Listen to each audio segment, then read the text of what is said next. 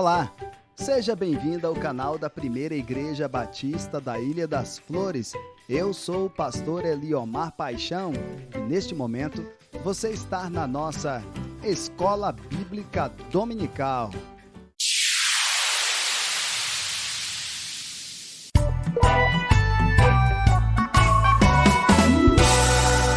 E na nossa Escola Bíblica Dominical de hoje nós vamos ter a oportunidade de fazer uma aula especial.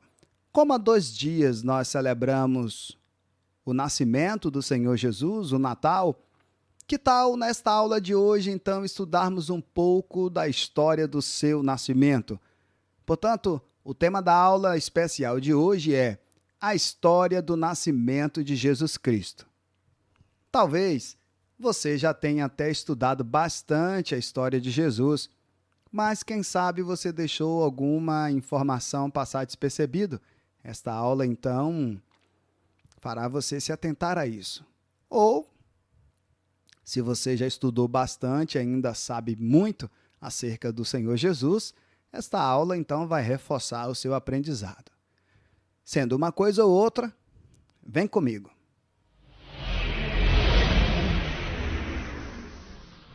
Bem, pensando em uma introdução acerca do nascimento de Jesus, a história do seu nascimento, o que podemos dizer?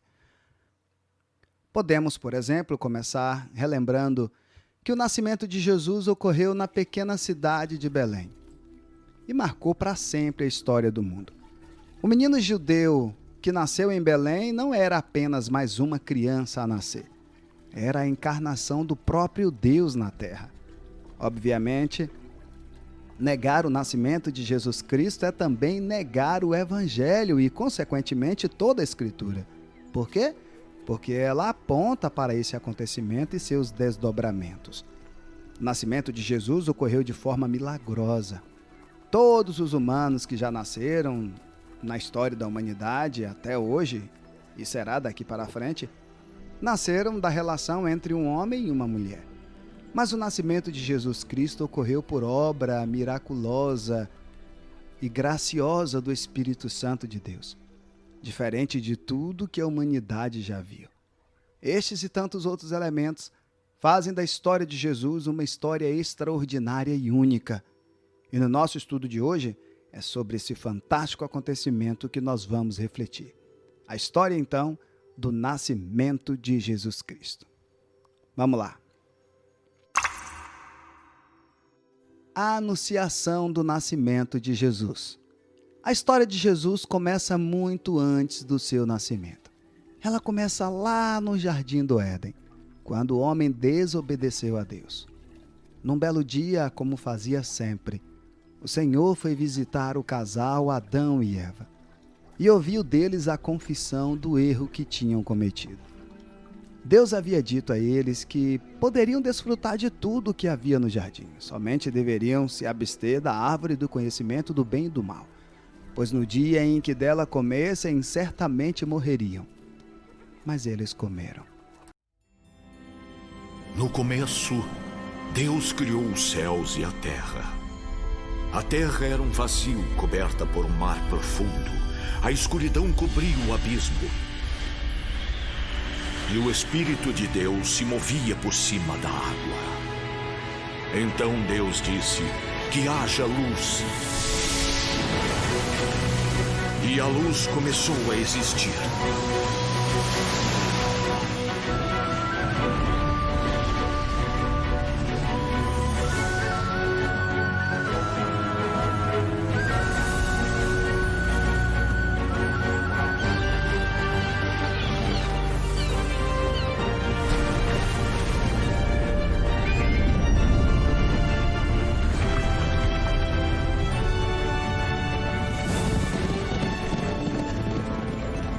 E assim terminou a criação do céu, da terra e de tudo que neles há. Então o Senhor Deus formou o homem do pó da terra e soprou em suas narinas o fôlego da vida. Deus criou o homem e a mulher e os fez parecidos com ele. E Deus viu que tudo era muito bom.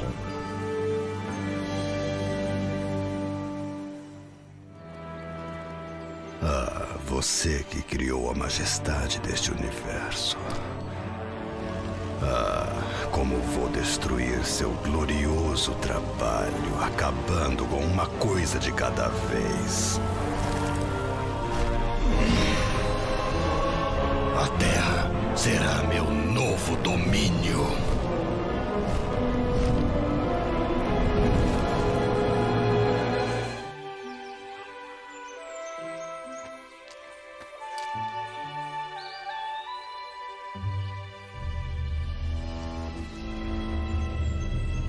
Cuidado com o que escolhe. Como assim? É verdade que Deus disse para não comerem das frutas do jardim? Podemos comer as frutas de qualquer árvore, menos a fruta da árvore que fica no meio do jardim. Deus disse para não comer e nem mesmo tocar, senão morreremos. Certamente não morrerão. Deus sabe que no dia que comerem dela, seus olhos se abrirão. E vocês serão como ele, conhecerão o bem e o mal.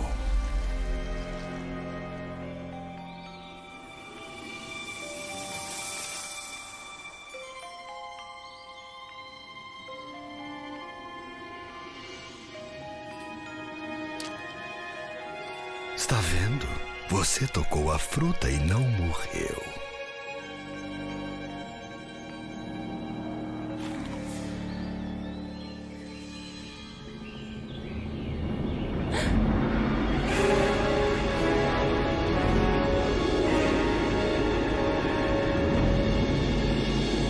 Eva, o que foi?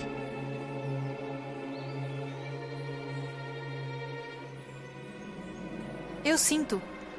Sinto tudo.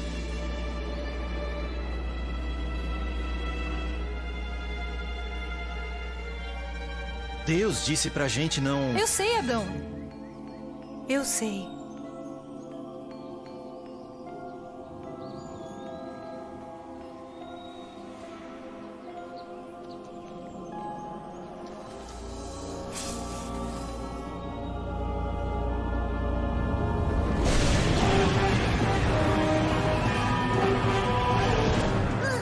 Humanos, eles são tão simples.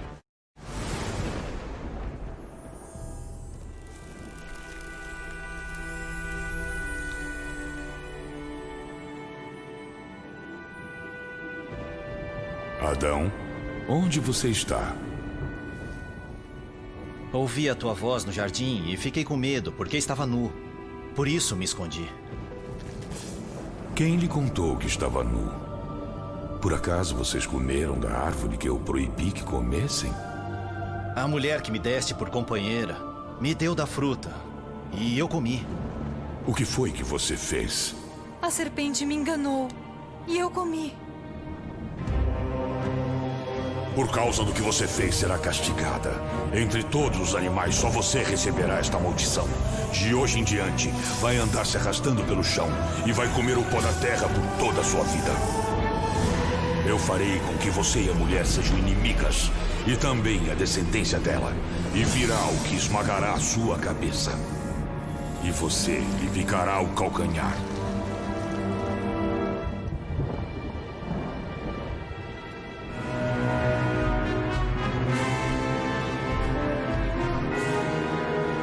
Nós perdemos o Éden. Mas, em meio a tanta notícia ruim, também naquele dia, nasceu um plano para salvar o mundo do pecado. Pois do ventre da mulher viria aquele que esmagaria para sempre a cabeça da serpente. E a este plano chamamos hoje carinhosamente de o plano de salvação. Então, o tempo passou. Chegou os dias de José e de Maria. E num belo dia, o anjo do Senhor apareceu a Maria para te dar uma notícia que mudaria para sempre a sua vida.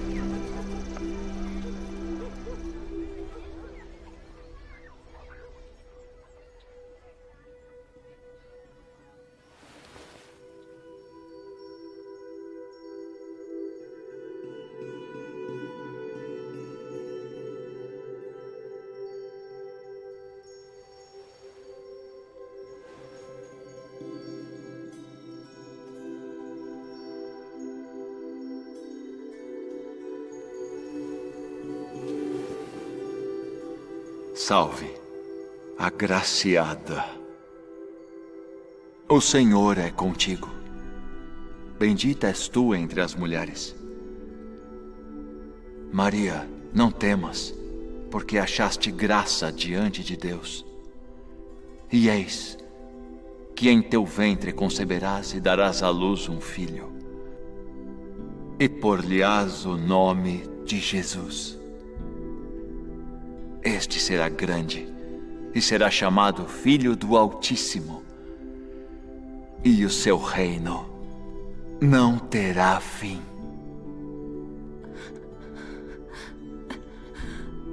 Como se fará isto? Visto que não conheço homem algum. Descerá sobre ti o Espírito Santo, e a virtude do Altíssimo te cobrirá com sua sombra. Por isso, também o santo que de ti há de nascer será chamado Filho de Deus. Eis aqui a serva do Senhor. Cumpra-se em mim, segundo a tua palavra.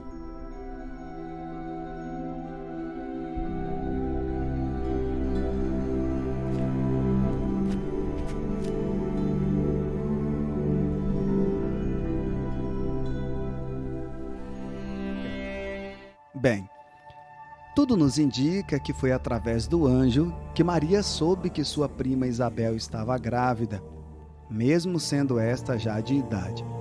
Maria então foi visitá-la, e as duas tiveram um encontro emocionante.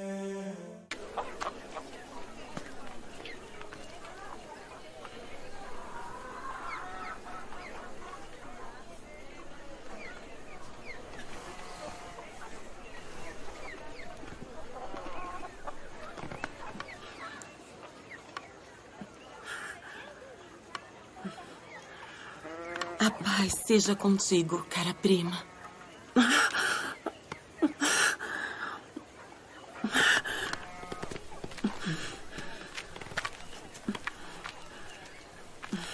Sê forte e abençoada.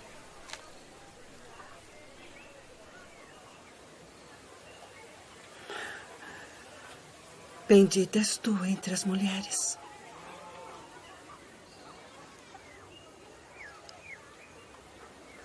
E bendito o fruto do teu ventre.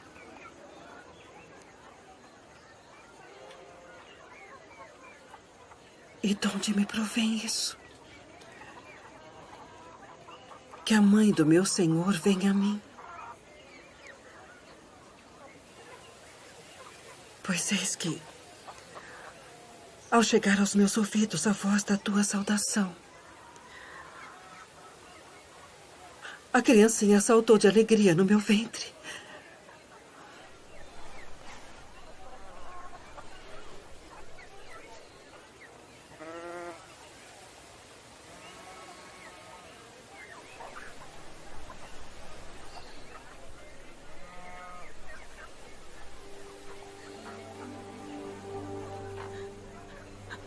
A minha alma engrandece ao Senhor. E o meu espírito se alegra em Deus, meu Salvador. Porque atentou na baixeza de sua serva. Pois eis que, desde agora, todas as gerações me chamarão de bem-aventurada. Porque me fez grandes coisas, o poderoso. E santo é seu nome. E a sua misericórdia é de geração em geração sobre os que o temem. Com seu braço agiu valorosamente. Dispersou os soberbos no pensamento de seus corações. Depois dos tronos, os poderosos.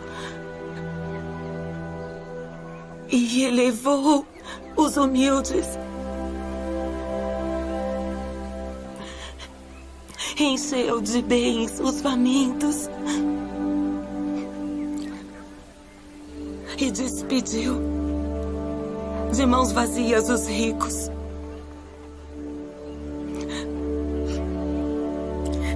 Auxiliou Israel, seu servo, recordando-se da sua misericórdia, como falou a nossos pais, a Abraão e a sua posteridade para sempre.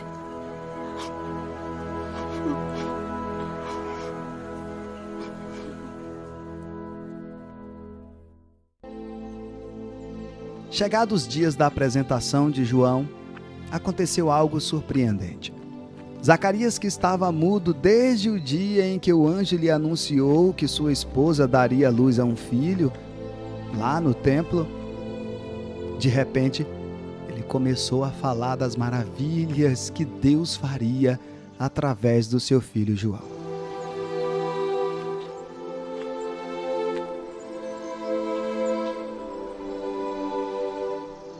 Nosso Deus e o Deus de nossos pais, elevai esta criança em benefício de seu pai e sua mãe, e que seja chamado em Israel pelo nome de Zacarias, o filho de Zacarias.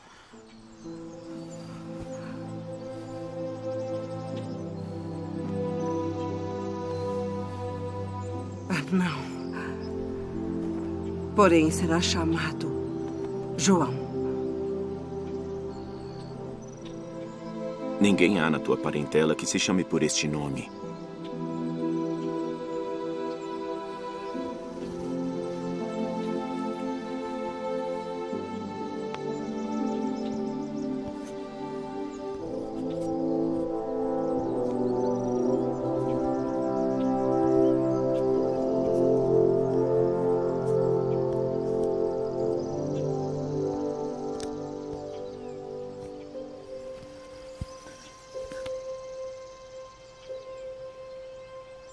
O seu nome é João.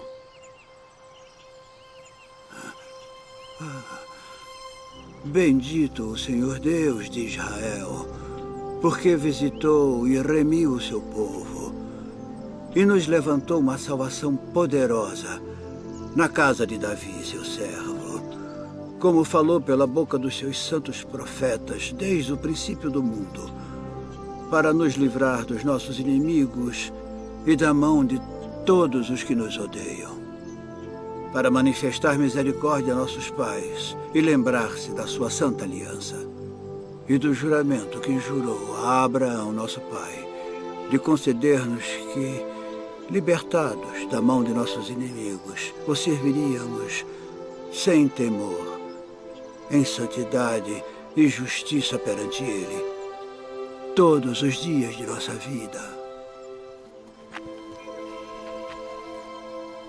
E tu, ó menino, serás chamado profeta do Altíssimo, porque há de ir ante a face do Senhor a preparar os seus caminhos, para dar a seu povo conhecimento da salvação, na remissão dos seus pecados, pelas entranhas da misericórdia do nosso Deus.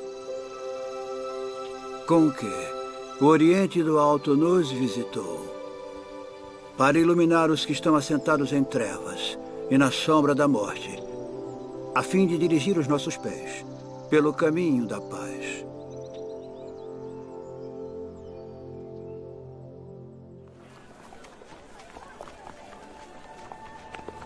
O tempo passou e o menino Jesus também crescia no ventre da sua mãe Maria. O contexto do nascimento de Jesus Cristo. Bem, devemos logo de cara lembrar que Deus estava em silêncio já há 400 anos. Este é o chamado silêncio profético, 400 anos sem comunicação direta com o homem. Este silêncio é rompido com a chegada, então, de João, que posteriormente ficou conhecido como o Batista, por batizar as pessoas no deserto, após elas confessarem os seus pecados em arrependimento. E posteriormente também este silêncio é totalmente quebrado pelo Senhor Jesus, que se torna então a palavra viva revelada entre nós. Não sabemos qual foi o mês e o dia exato que Jesus nasceu, embora celebremos o Natal no dia 25 de dezembro. Na verdade, não sabemos com exatidão nem mesmo o ano em que se deu o nascimento do Senhor. Estamos acostumados a imaginar que isso aconteceu no ano 1 do calendário, que divide a história em 2 períodos, em antes de Cristo e depois de Cristo. Porém, especialistas dizem que houve um erro na contabilização desse calendário. Como resultado, posteriormente foi descoberta uma diferença que provavelmente varia entre 4 e 6 anos. Mas como o calendário já estava plenamente estabelecido e em curso no mundo, então era tarde demais para corrigir essa diferença. E isso quer dizer então que Jesus nasceu provavelmente ali entre o ano 6 e 4 antes de Cristo. Apesar de parecer para nós bem estranho falar isso. E o mês não seria exatamente o mês de dezembro, e sim entre abril e maio. Mas isso é irrelevante para nós. O importante é que o Senhor nasceu. Na época em que Jesus nasceu, o Império Romano ele já era dominante e muito poderoso.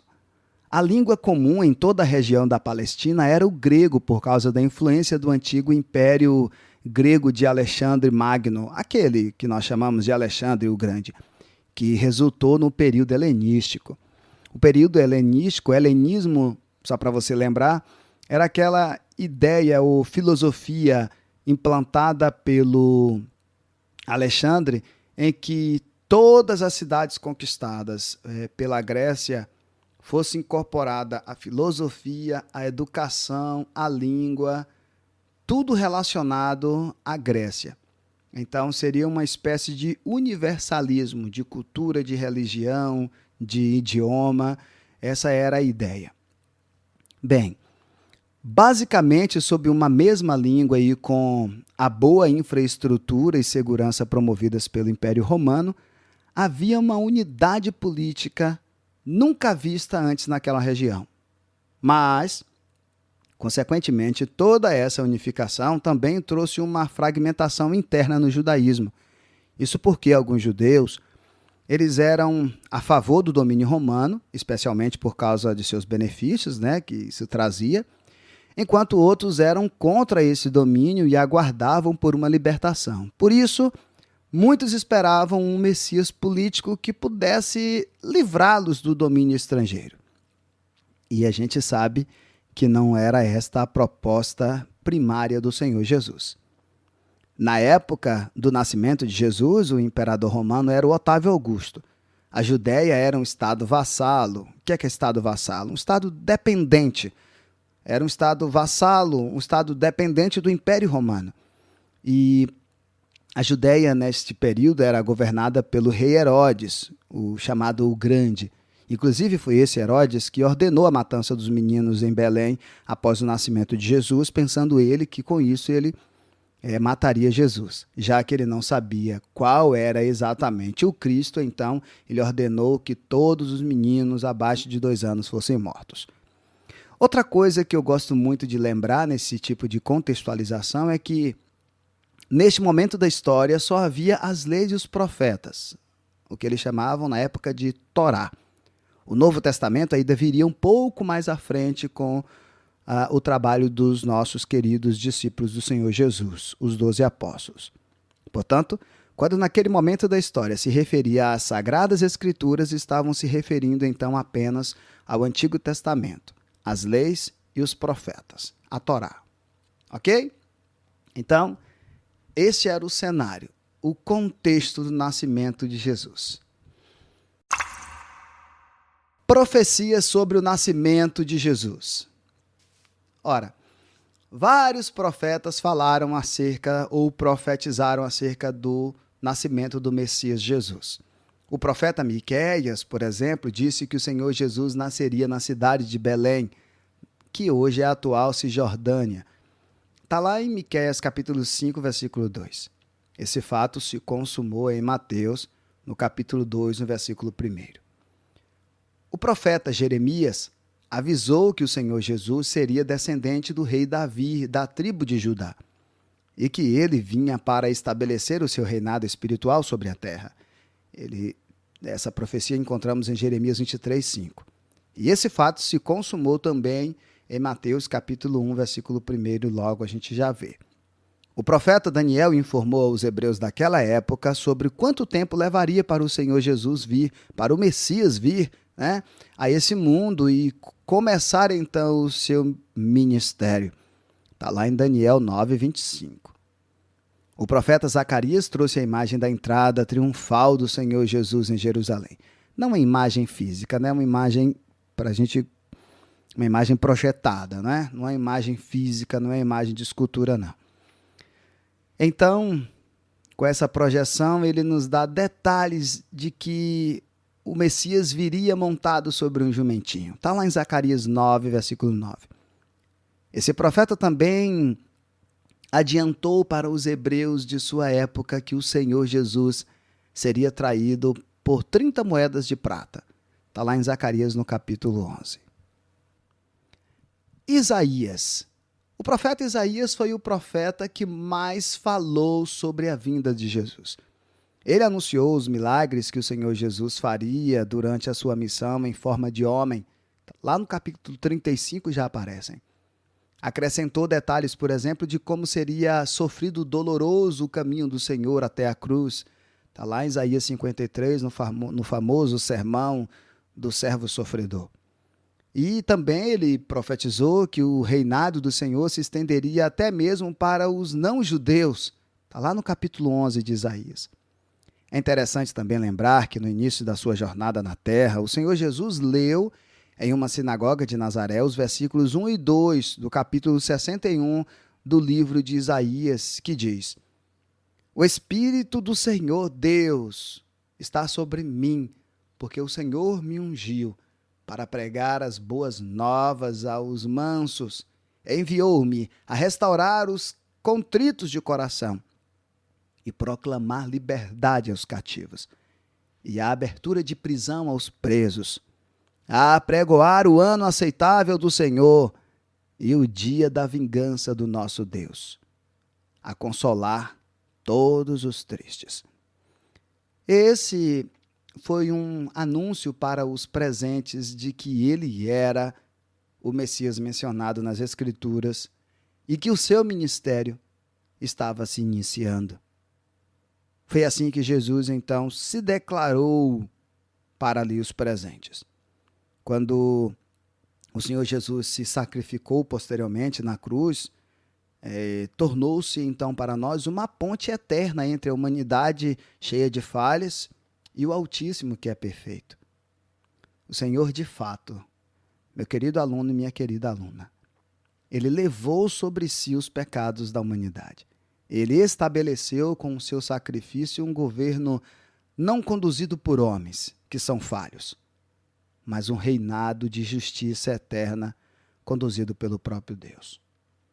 Em Jesus, então, um dos grandes propósitos de Deus Pai é promover a reaproximação entre Deus e o homem, ou seja, restaurar a comunhão que fora perdida lá no Éden, como vimos no início desse estudo. Vamos caminhar um pouco mais? O nascimento virginal de Jesus. A primeira coisa que precisa ser enfatizada quando falamos sobre o nascimento de Jesus é que ele aconteceu de forma miraculosa.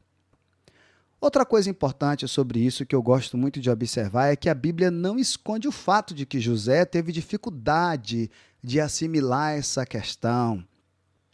Mas um anjo do Senhor apareceu a ele em sonho e lhe explicou que ele não deveria hesitar em tomar Maria como a sua esposa, pois a sua gravidez era procedente do Espírito Santo e o filho que haveria de sair de seu ventre seria aquele que salvaria o seu povo dos seus pecados, como está narrado em Mateus 1, capítulo 20 em diante. Mas por que razão Jesus teria que nascer de uma virgem? O que significa então o nascimento virginal de Jesus? Bem, isso de cara significa para nós pelo menos 3 coisas. A primeira, que a salvação vem de Deus. Exatamente como o Senhor havia prometido em Gênesis 3,15, como vimos lá no início da ilustração. A semente da mulher acabaria por destruir, por esmagar a serpente para sempre.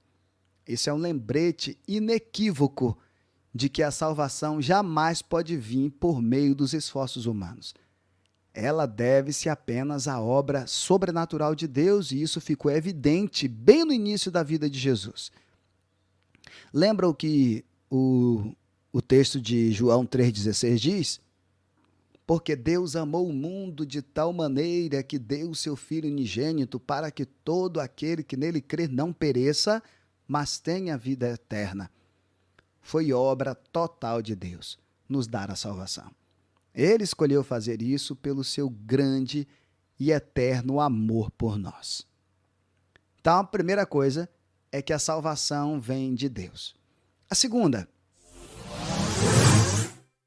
é que somente por causa deste nascimento virginal foi possível, então, a união da plena humanidade e da plena divindade de Jesus em uma só pessoa.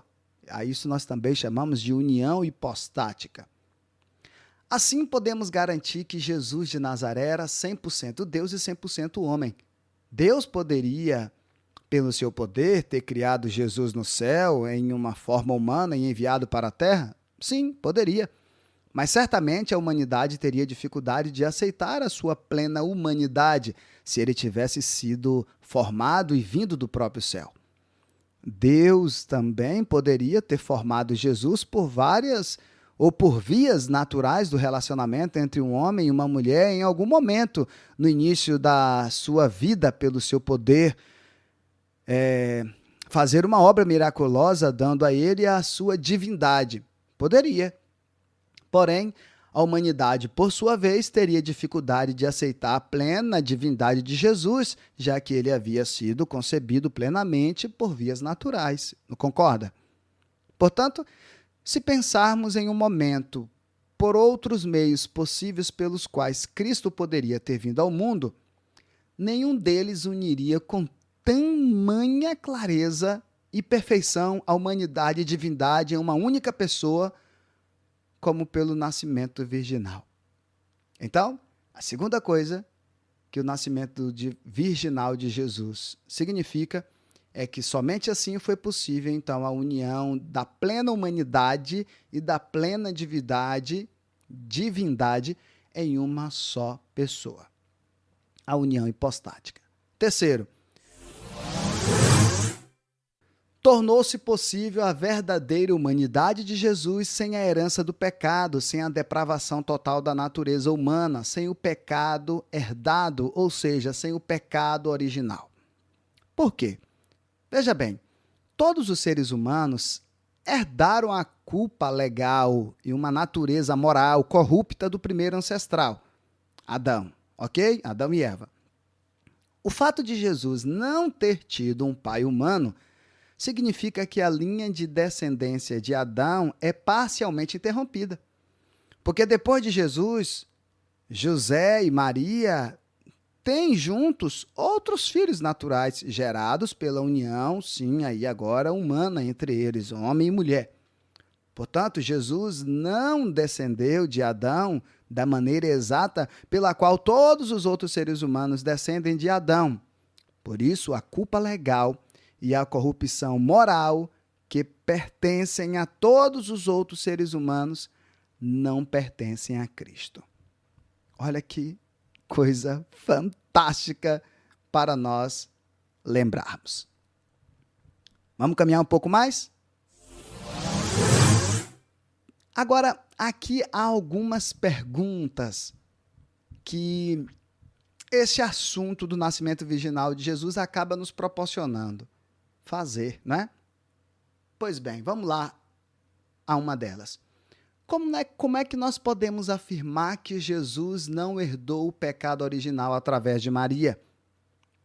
Bem, há quem acredite que Maria era isenta do pecado, para poder então gerar o Messias Jesus. Mas a essa ideia devemos fazer a seguinte pergunta: E como Maria não herdou o pecado de Adão vindo de seus pais?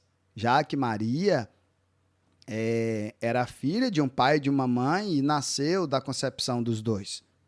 Em nenhum lugar na Bíblia nós vamos encontrar esta impecabilidade de Maria.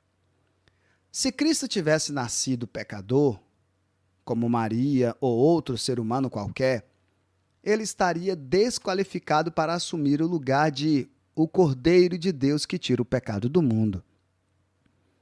Agora, ele precisaria de um Salvador sem pecado.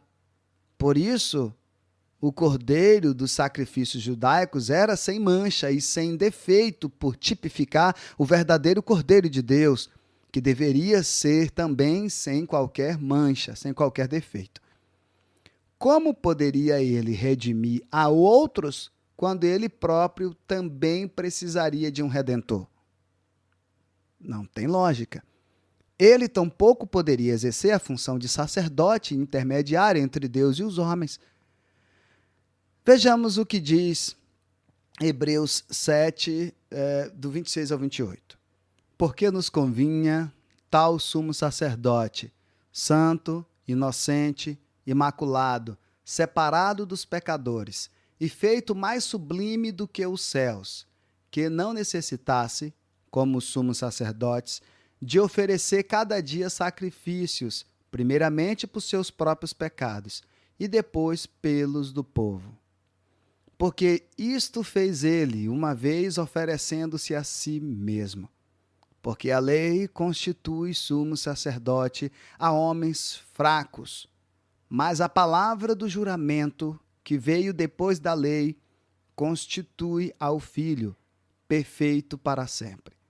Portanto, para que Jesus fosse Salvador, Redentor e sacerdote, ele precisaria ser, como diz a passagem, santo, inocente, imaculado, separado dos pecadores. Algo que, obviamente, nenhum ser humano, em sua condição natural, pode ser.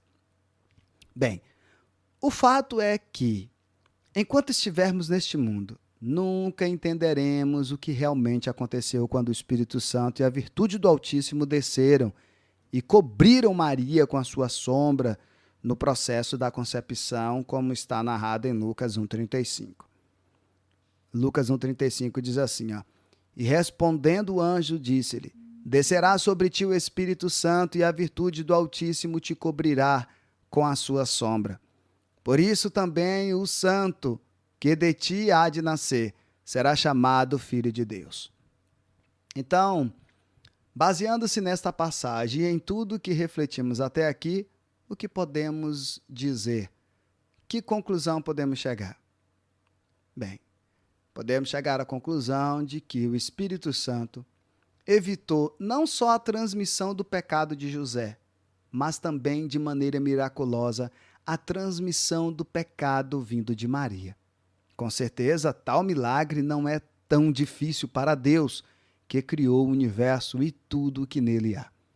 Portanto, Jesus nasceu sem a herança do pecado e também não pecou enquanto viveu. Beleza? Vamos caminhar um pouco mais? Tem uma outra pergunta que podemos fazer, baseada neste assunto.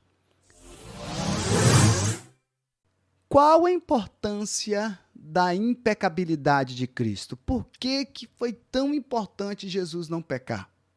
Bem, Jesus foi o único humano isento do pecado e também o único que jamais cometeu um pecado durante a sua vida.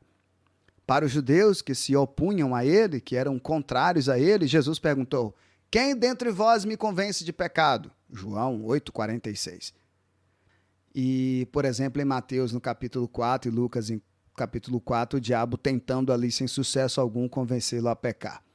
Em João 8,12, Jesus fez a surpreendente declaração, eu sou a luz do mundo.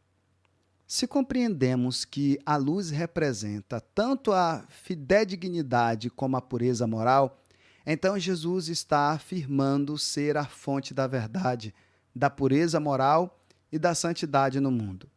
Tal afirmação só pode ser feita por alguém isento do pecado. Com respeito à obediência ao Pai, Jesus afirmou em João 8:29, eu faço sempre o que lhe agrada.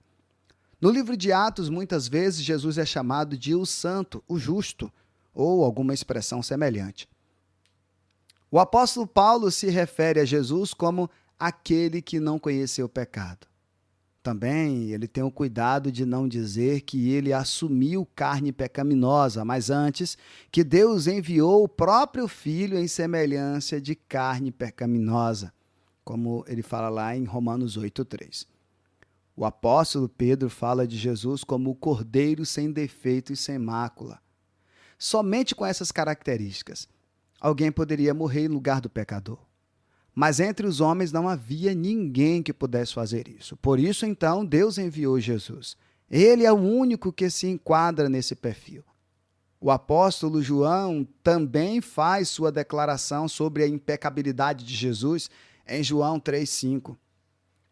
Portanto, em toda situação em que estivermos lutando contra uma tentação, devemos refletir sobre a vida de Cristo e perguntar se não houve situações semelhantes enfrentadas por Ele.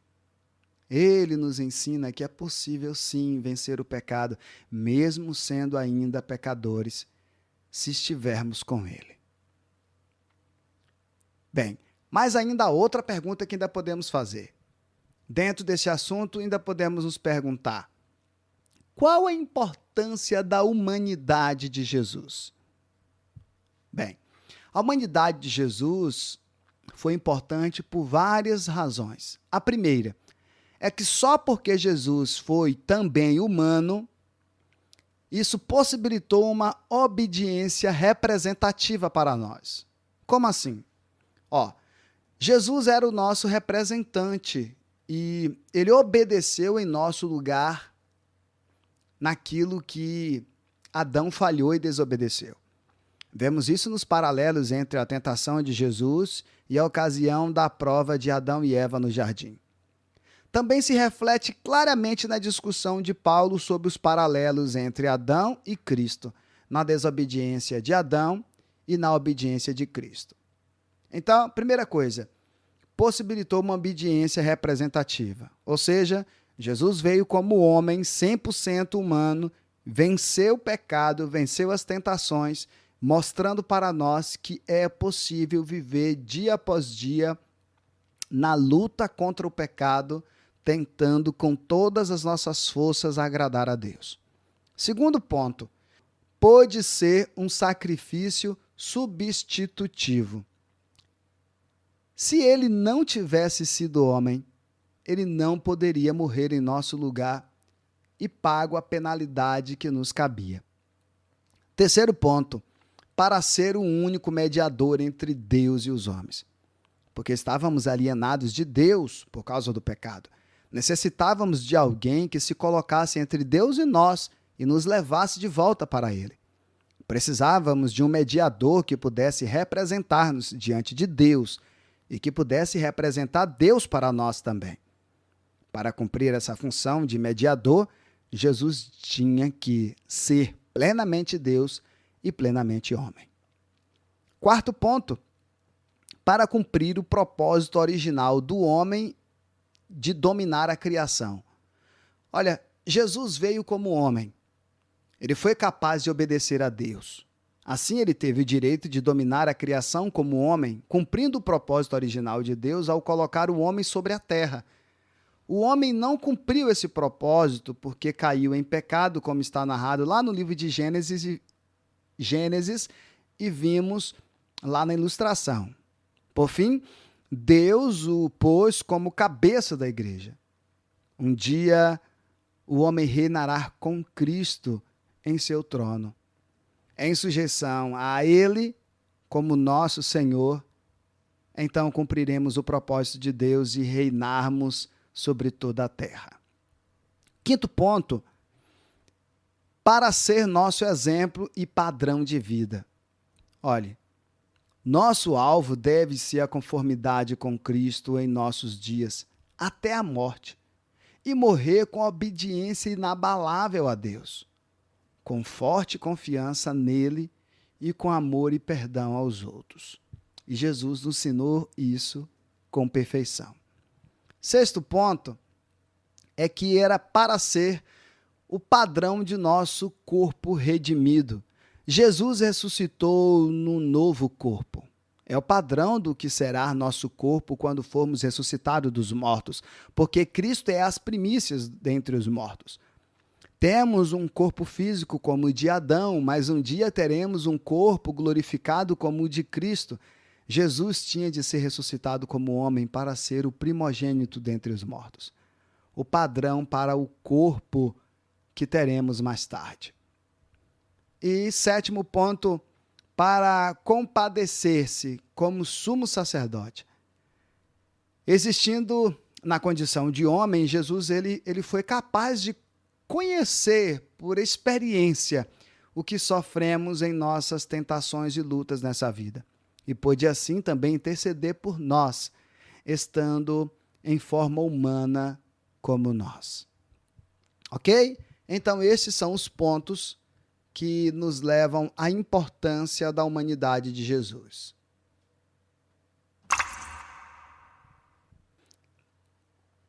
Veja bem, a Bíblia diz que Jesus nasceu durante o período em que José e Maria viajaram de Nazaré para Belém por causa do censo que estava acontecendo. É por ordem do imperador. Como José era de Belém, ele precisou ir até Belém para poder se registrar. Isso, no entanto, serviu para cumprir a escritura que, através do profeta Miqueias, já havia anunciado que o Messias haveria de nascer na cidade de Belém, a cidade de Davi. Está lá em Miqueias 5:2, como vimos anteriormente. O nascimento de Jesus por meio de Maria não é o início da sua existência. João diz que ele estava com Deus no princípio, que ele fez todas as coisas, ou seja, antes de sua existência terrena, ele estava com Deus e como Deus no princípio da criação, sendo responsável direto por tudo o que veio a existir no futuro. Naquele tempo, Belém era uma cidade muito pequena, praticamente uma vila. E em Belém, o dia do nascimento de Jesus não foi nada fácil. José não conseguiu encontrar vaga na hospedaria para ele e sua esposa grávida, prestes a dar à luz. Por isso, Jesus nasceu num ambiente de estábulo e foi deitado numa manjedoura. Ele nasceu de maneira bastante humilde, muito simples. Embora sendo ele rei e senhor de todas as coisas, o Deus Pai determinou que a grandeza do nascimento de seu filho se daria na humildade. Perceba que Lucas declara o motivo. Não havia lugar para eles na hospedaria. Enquanto ainda estava na manjedoura, um grupo de pastores foi visitar o menino Jesus após terem sido avisados de seu nascimento por um anjo do Senhor enquanto apacentavam seus rebanhos durante a noite.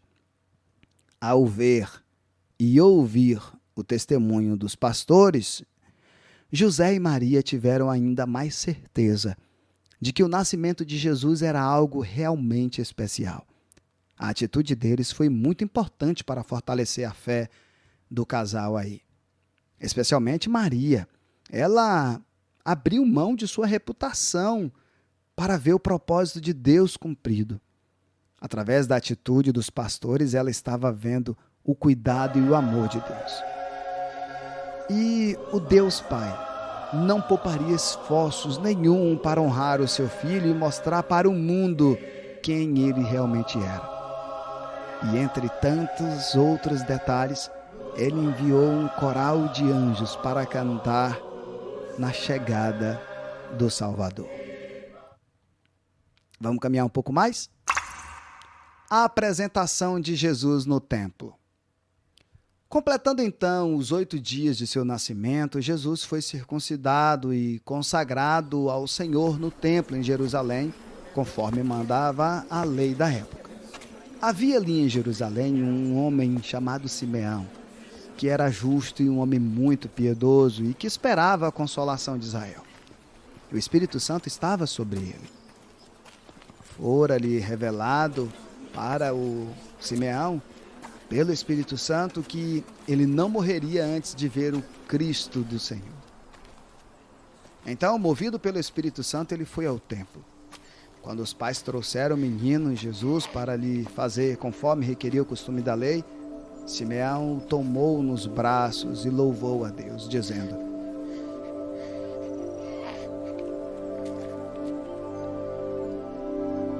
Agora, Senhor, despedes em paz o teu servo segundo a tua palavra. Meus olhos viram a tua salvação, a qual tu preparaste perante a face de todos os povos, luz para iluminar as nações e para a glória de teu povo Israel. Eis que este é posto para a queda e elevação de muitos em Israel, e uma espada traspassará a tua própria alma, para que se manifestem os pensamentos de muitos corações.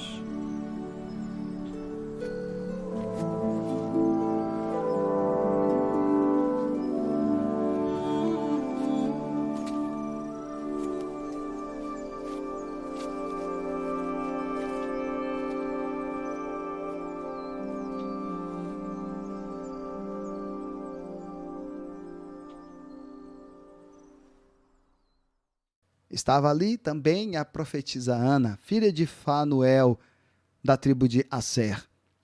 Ela era muito piedosa e muito idosa, e havia vivido com seu marido 7 anos depois de se casar. Ele morreu e então ela permaneceu viúva até a idade de 84 anos. Ana nunca deixava o templo. Adorava a Deus jejuando, orando dia e noite. Ela chegou no exato momento em que Jesus estava sendo apresentado. Deu graças a Deus e falava a respeito do menino a todos os que esperavam a redenção de Jerusalém. Depois de terem feito tudo o que era exigido pela lei do Senhor, voltaram para a sua própria cidade, Nazaré, na Galileia. Bem, aí depois, Jesus também recebeu a visita de uns magos do Oriente que foram milagrosamente guiados pela estrela até o local onde o menino estava e lhe deram ouro, incenso e mirra como presentes. O texto bíblico não informa quanto tempo se passou desde o nascimento de Jesus até o momento em que os reis magos foram homenageá-los. Mas o fato é que esse acontecimento é real. A importância do nascimento de Jesus para a humanidade. E assim nós finalizaremos o nosso estudo de hoje. Bem, como nosso último ponto está a importância do nascimento de Jesus para a humanidade, para fecharmos nosso estudo especial de hoje sobre o nascimento de Jesus. Veja bem, o nascimento de Jesus é um dos assuntos que estão no centro da fé cristã, pois ele testemunha a respeito da encarnação da segunda pessoa da Trindade. Isso significa que o Senhor deixou para trás privilégios inimagináveis para a mente humana. Jesus desfrutava de igualdade com Deus, pois ele mesmo era Deus e voluntariamente aceitou assumir a forma de servo, tornando-se completamente humano. Mas Jesus não veio ao mundo numa família poderosa. Ele não nasceu num palácio e não se deitou num berço glorioso. Ele veio numa família humilde, nasceu num estábulo e se deitou numa manjedoura. Embora ele próprio fosse o Senhor da lei, ele nasceu sobre a lei, tornou-se sujeito à lei, cumpriu a lei com perfeição para poder redimir o que estão sob a lei.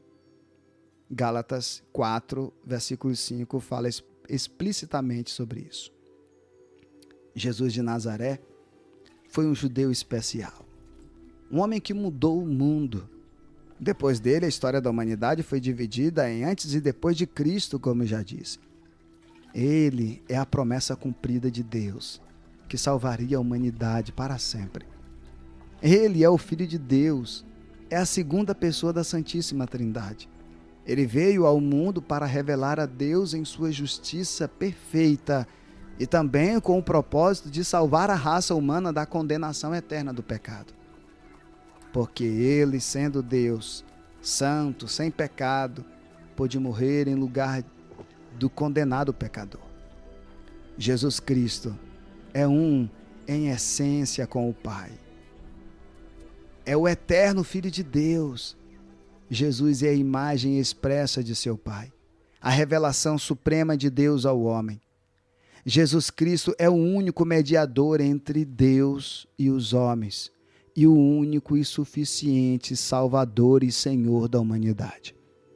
E por fim, sabemos que o nascimento de Jesus é uma grande bênção para a humanidade, porque ele aponta para a verdade bíblica de que a salvação não é obra do esforço humano, mas é obra do Senhor.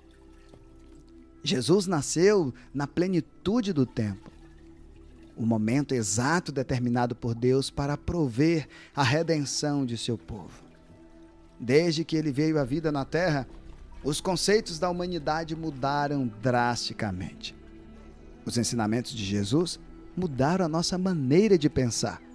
Quer a nossa maneira de pensar concorde ou não, os ensinamentos dele trouxeram direção e uma forma clara de buscar a Deus por meio de uma adoração sincera, de uma adoração verdadeira. E assim, eu finalizo este estudo.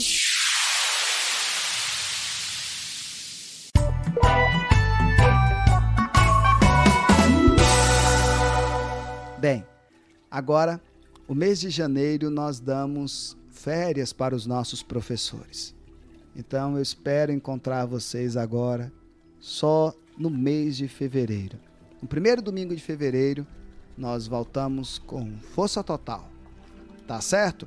Assim eu agradeço a você, te peço que você descanse bastante nesses 4 domingos para ter momentos em família e sempre, claro, respeitando o distanciamento, cuidando da vida dos seus e cuidando da sua própria vida. Deus te abençoe, te guarde e te dê a paz. Até fevereiro. Um abraço. Tchau.